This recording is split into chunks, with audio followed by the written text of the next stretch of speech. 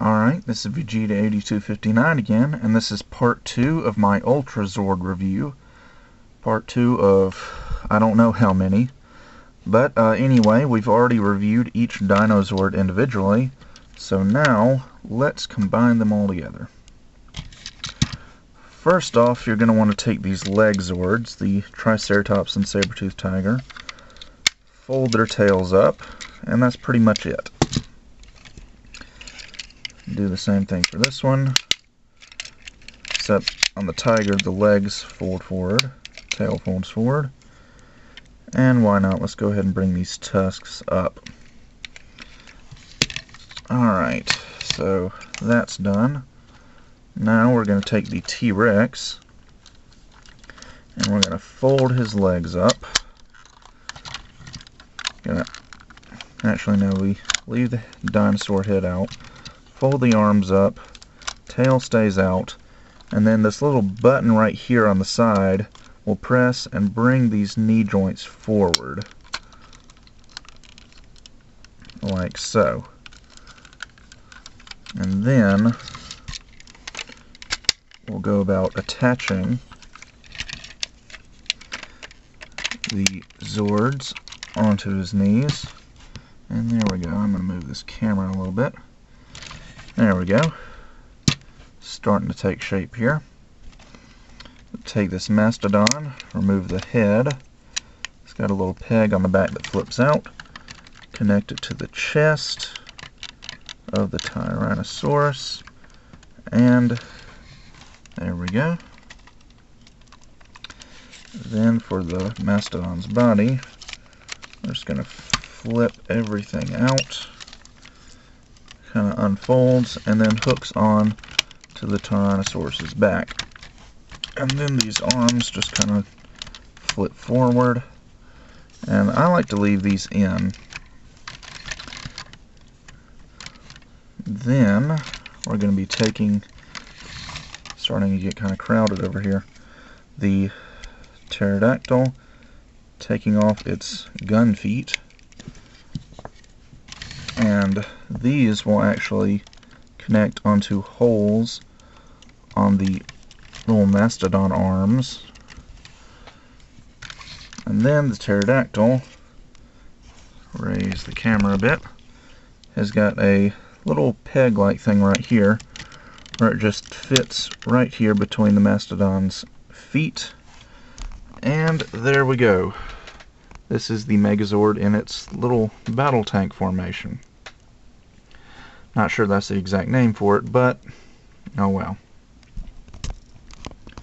So, usually in the show the Rangers would form this first and kind of roll into battle.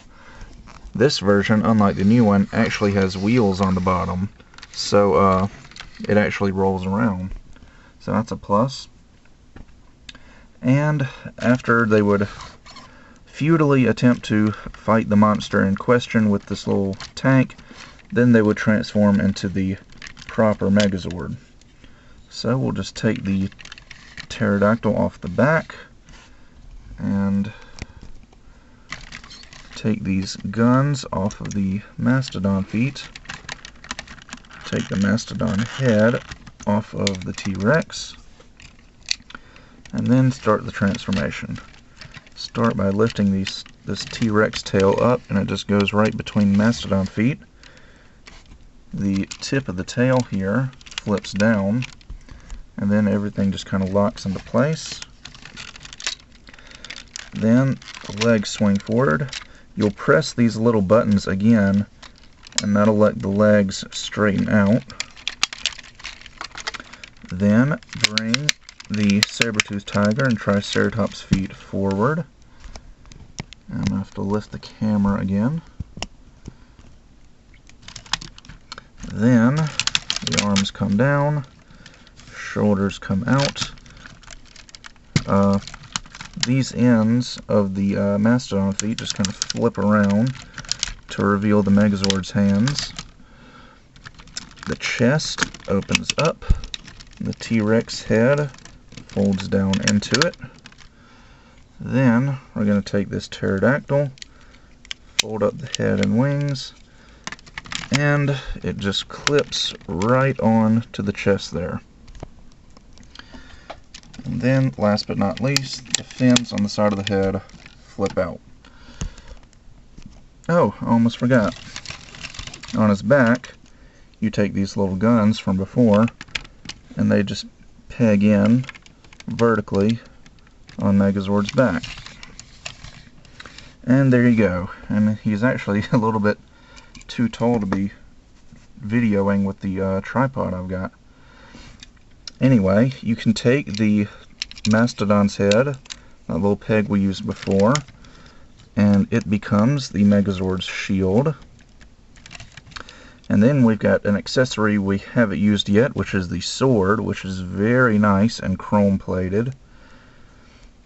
And it, of course, goes in the other hand. So, now we have completed our original Mighty Morphin Power Rangers Megazord.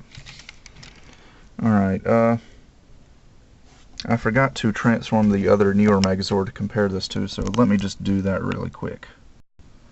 Okay, now we're back, and I can give you a proper comparison between the original Megazord and the new version. As you can see, colors are pretty much the same except for the saber-toothed tiger, which I mentioned in part 1. The stickers are a bit different because the new Megazord uses the same sticker scheme from the Japanese version, whereas the original Megazord uses the North American sticker scheme, which was kind of original for Mighty Morphin Power Rangers. But other than that, I did want to mention the difference between the swords. As you can see, here's the new version made of a floppy silver plastic, whereas the original is made of a nice chrome plated plastic, and in my opinion looks much better. Anyway, yeah.